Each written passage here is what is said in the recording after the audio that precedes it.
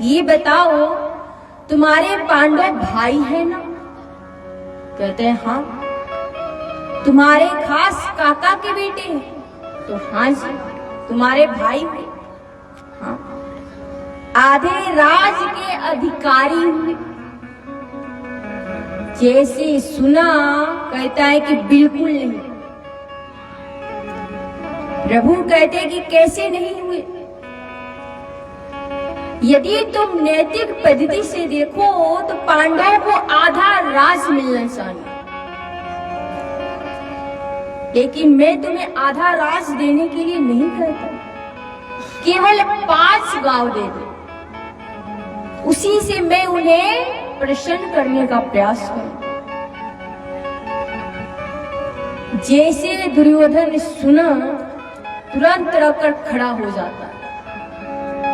कहता है कन्हैया, बिना युद्ध के मैं सुई की नोक बराबर भूमि भी उन्हें नहीं दे सकता। प्रभु कहते हैं कि देखो, तुमने युद्ध की विभीषिका नहीं देखी है। युद्ध तुमने कहानी में सुनी होगी, किताबों में पढ़ा होगा। युद्ध क्या होता है तुमने देखा नहीं है।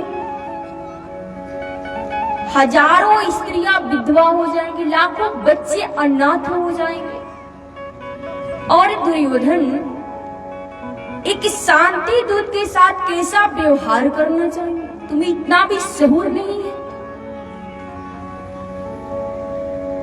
अब यहाँ पर देखिए मामा सुकनी क्या करते हैं, दुर्योधन का हाथ दबा देते, कहते हैं पगला बोलना भी नहीं आता, हमने क्या कहा था कृष्ण को अपने पक्ष में करना, तुमने तो पूरा उल्टा कर दिया। अब यहाँ पर दुर्योधन क्या करते हैं, हाथ जोड़कर कहता है कि क्षमा करिए कन्हैया, बचपन से ही उद्दंड रहा हूं, पता नहीं मुख से क्या बोल जाता हूं, खैर जाने दीजिए, ये राजनीतिक राजपाट की बातें बाद में होगी। मेरी माता कंधारी ने आपके लिए 56 प्रकार के भोग अपने हाथों से बनाए, आप अंदर आए, भोग पाइए। प्रभु बड़ी सुंदर बात कहते हैं। प्रभु कहते हैं कि देखो, भोजन केवल 2 परिस्थिति में किया जाता है। भोजन कभी किया जाता है? किसी के घर जाने पर 2 परिस्थिति में, या तो भोजन कराने वाले के मन में श्रद्धा हो, प्रेम हो, भूख ना हो तो भी भोजन कर लेना चाहिए, या तो आप भूख से पीड़ित हो, उस समय भी भोजन कर लेना चाहिए। प्रभु कहते हैं कि तुम्हारे मन में श्रद्धा नहीं और मेरे पेट में भूख नहीं, भोजन का तो कोई प्रश्न ही नहीं, और आज तो मैं भोजन कर ही नहीं सकता। क्यों? क्योंकि विदुर काका के घर हमारा निमंत्रण है,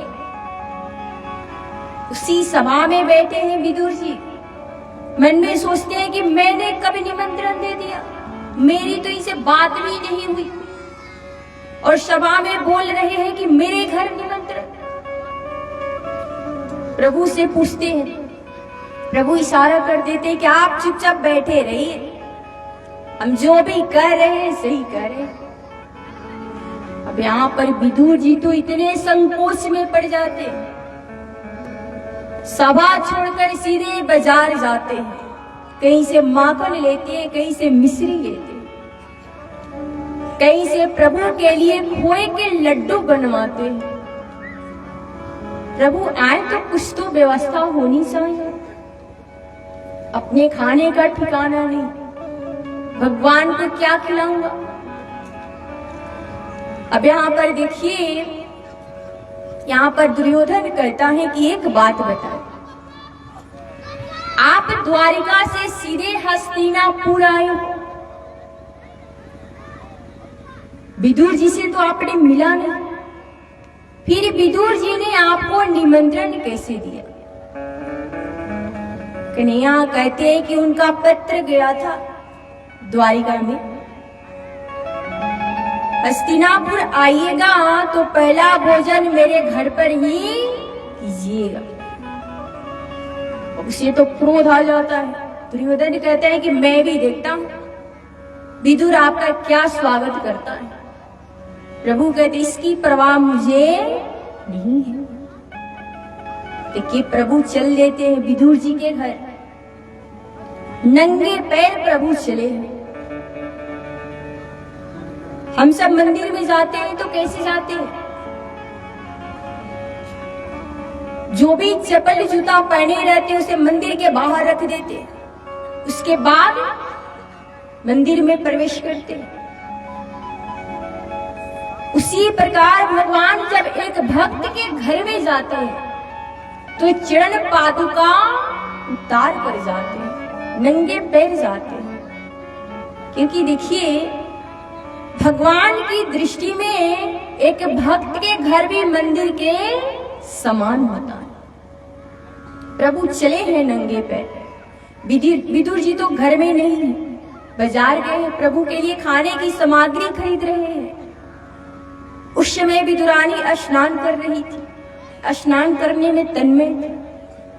प्रभु द्वार पर आए, जोर से सकलक बजाते हैं, आवाज लगाते हैं, काका जी द्वार खोलिए, काका जी द्वार खोलिए।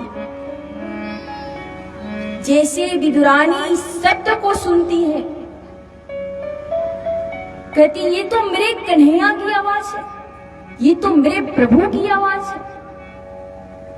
स्नान करते ही दौड़ पड़ती है, वस्त्र बदलना भूल जाती है, गीले वस्त्र में आकर द्वार को खोलती है, सामने प्रभु को देखती है।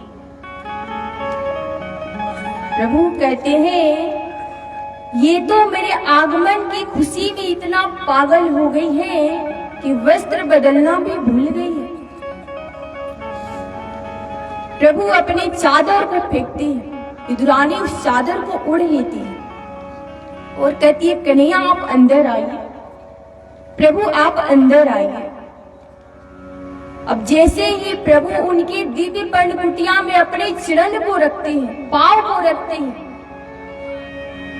मन में सोचती है कहां बिठाऊं, क्या खिलाऊं। दौड़ी दौड़ी अंदर जाती है, लकड़ी के पट्टा लेकर आती है, एक स्थान पर रख देती है, कहती है प्रभु आप यहां विराजिए। फिर कहती है नहीं नहीं यह जगह शुद्ध नहीं है, आप यहां विराजिए। पूरे आंगन में प्रभु को नचा देती है और एक कोने में पलटा को उल्टा बिछा देती। भगवान भी नहीं देखे कि पलटा उल्टा है कि सीधा, तुरंत उस पर बैठ जाते हैं और पेट पर हाथ फिराकर कहते हैं काकी जी हमें बहुत जोर से भूख लगी है,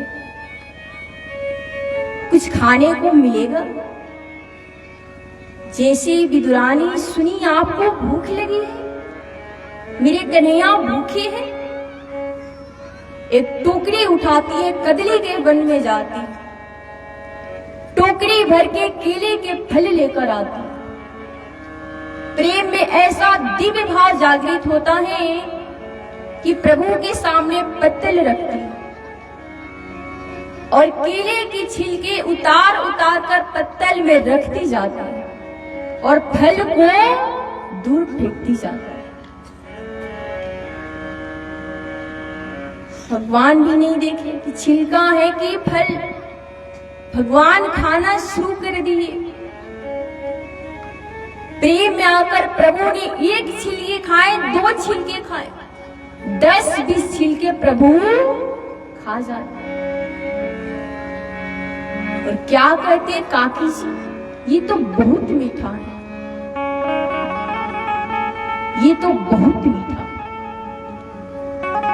जैसे सुनी आपको मीठा लगा, जरूर मीठा होगा।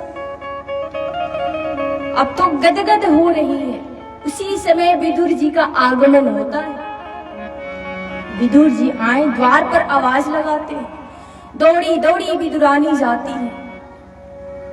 विदुर जी कहते हैं, देवी, कौरवों की भरी सभा में मेरे कन्हैया ने मेरा कितना आदर किया, मैं आपको शब्द में नहीं बता सकता। भरी सभा में प्रभु ने कहा कि विदुर काका के घर हमारा निमंत्रण है। मैं तो इतना संकोच में पड़ गया कि सभा छोड़कर सीधे बाजार गया और देखो उनके लिए माखन मिश्री सब लेकर आया। एक काम करो, तुम अंदर व्यवस्था करो और हम द्वार पर उनके स्वागत के लिए खड़े, क्योंकि कन्हैया कभी भी झूठ नहीं बोलते, कहे हैं तो जरूर आएंगे। जैसे विदुरानी सुनी, कहते हैं कि आने वाले हैं कि आकर बैठे हुए हैं। उनके तो आई ही 1 घंटा हो गया। विदुर जी कहते हैं, ये तो आनंद की बात है, तुमने कुछ खिलाया कि नहीं? कहते घर में तो कुछ था नहीं, केले के फल बड़े प्रेम से पा रहे हैं। विदुर जी दौड़े दौड़े अंदर आते हैं, देखते हैं कि प्रभु तो छिलका खा रहे हैं, फल तो दूर फेंका हुआ। विदुर जी कहते हैं कि देवी, ये तुमने क्या किया? आज पहली बार प्रभु का कुटिया में आगमन हुआ और तुमने उन्हें छिलका खिला दिया। अब विदुरानी का ध्यान भंग हुआ। पहले तो प्रेम में पागल हो रही थी, जैसे देखती है कहती है, कन्हैया हम आपको छिलका खिला रहे थे, आपने भी नहीं बताया। देखिए, वास्तव में ध्यान अब भगवान का होता है। प्रभु कहते हैं कि हमें नहीं पता कि आप हमें छिलका खिलाई कि फल। हम तो इतना जानते हैं कि आप जो कुछ भी हमें खिलाए उसमें आपका अनुराग था, आपका प्रेम था, आपका भाव था। विदुर जी कहते हैं कि क्षमा करिए कन्हैया, आपका पहली बार इस कुटिया में आगमन हुआ और हमने आपको छिलका खिला दिया। थोड़ा सा लड्डू खाना हुआ, खोए के लड्डू निकालते हैं, प्रभु के मुख में देते हैं। प्रभु थोड़ा सा खाकर विदुर जी के हाथ पकड़ लेते हैं और कहते हैं, विदुर जी, काका जी आप बुरा नहीं माने तो एक बात कहूं। बोलिए। तो जो स्वाद उस छिलके में था वो तो इस लड्डू में नहीं। तो देखिए, भगवान तो भाव के भूखे हैं। आप यदि भगवान को भाव से पुकार कर तो देखिए, भगवान ये नहीं देखते हैं कि हमारी बिरादरी क्या है, हमारी उम्र क्या है,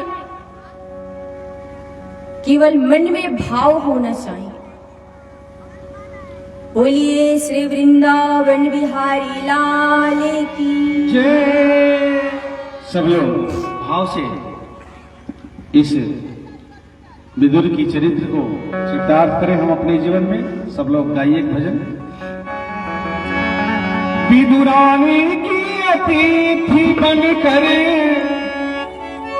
विदुरानी की अतिथि बनकर आए कृपा निधान भाव के, प्रेम के भाव के भूखे हैं भगवान, भाव के भूखे हैं भगवान, भाव के भूखे हैं भगवान, भाव के भूखे हैं भगवान।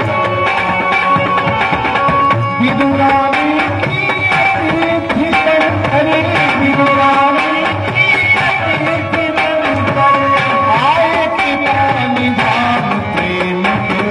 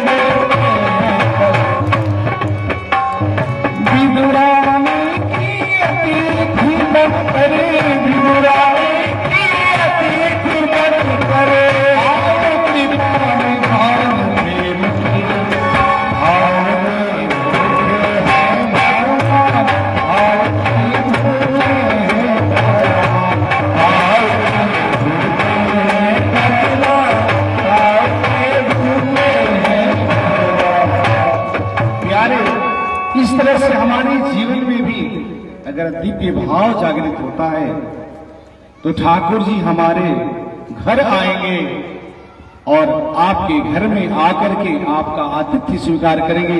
केवल हमारा जीवन निर्मल और पवित्र हो और उसमें भाव भरा हो भक्तों की तरह, तो ठाकुर जी हमारे यहाँ जैसे मंदिर में भगवान रहते हैं ना, उसी तरह से भक्त के घर भी मंदिर है और वहां भगवान आते हैं, केवल बुलाने की जरूरत है भाव से। उसी तरह से एक भक्त थी शबरी, सब लोग जानते हैं शबरी का चरित्र, जैसे विदुरानी थी उसी तरह से एक भक्त शबरी थी। वो भी मतंग ऋषि कहे कि तुम्हारे यहाँ राम आएंगे और याद करती रही कि मेरे यहाँ प्रभु आएंगे, हर पल हर क्षण भगवान को ध्यान करती थी। एक छोटा सा भजन गाएंगे। अरे भाव के बस में भागवा शबरी के भगवान